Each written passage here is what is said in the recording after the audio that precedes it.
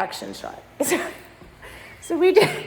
So I had to do high quality material, and one of the things with being in the middle school that works out is we use the attainment curriculum. The issue with the attainment curriculum, and I'm sure you have the same issue, is we use Explore World History curriculum, and it's supposed to support diverse learning needs through adaptive instruction, visual supports, and structured critical thinking. The issue is it's like they might have one page on Constantine or Constantinople, and that's not enough for our kids to understand it. Mm-hmm. So what I did was I really went through and looked at the AAD requirements, because all my kids are on AAD, and what key historical concepts, vocabulary, and how can I help them engage in the content in ways that multimodal communications can work. So really this year, and I mean, we have to answer the same questions about open-mindedness, just looking at my instruction on my students' needs rather than just strictly following what's in the attainment, and looking at what can I add to these things. And I've really had to go through and add a lot of stuff, because it's trying to find that middle balance of what can the most of my students do unsupported. And that's been a really tricky one, trying to figure out, because I have two that can read really well, and then I'm not sure about my third. We're still working on nonviolence. So again, having that rigorous and meaningful access to curriculum to stay with my SMART goals, but also being able to scaffold this, I think, is really important. But I am flexible in how I implement the curriculum.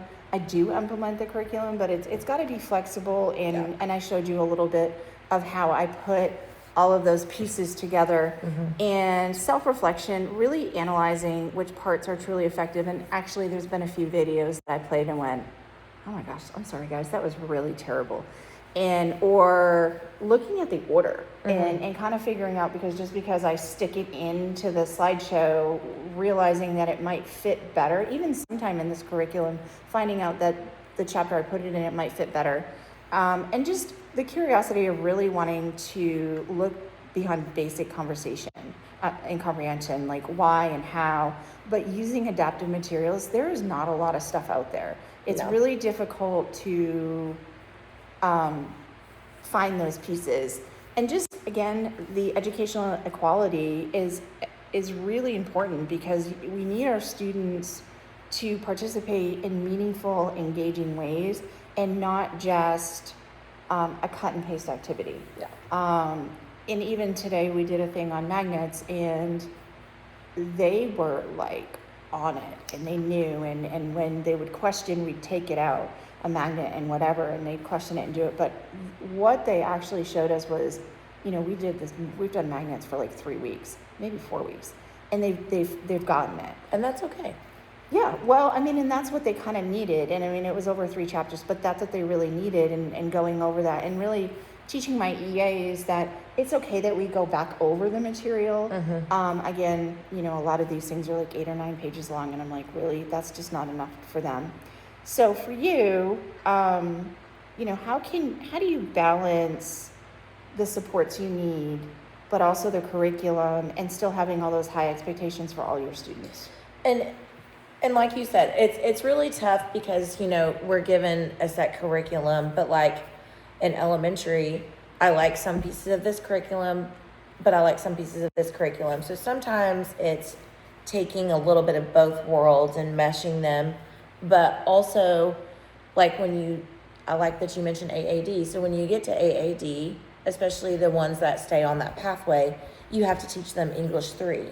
But the curriculum and the materials that they give, I even had a SPED mentor look at me and say, these materials are probably too high for your students. You're probably not going to use any of these materials.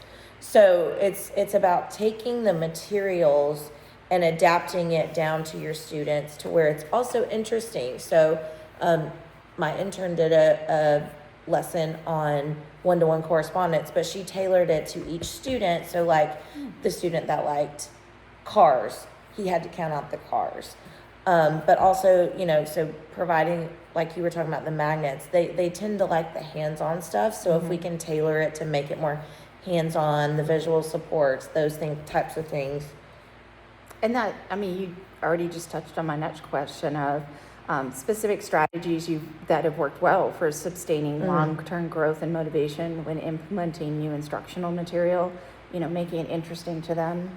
And you can even adapt like their AAC devices or their communications to where we're incorporating what we're learning, but then also trying to make it somewhat fun so that if we can't keep them engaged and make them want to be interested in what we're teaching, then we're going to lose them. Yeah.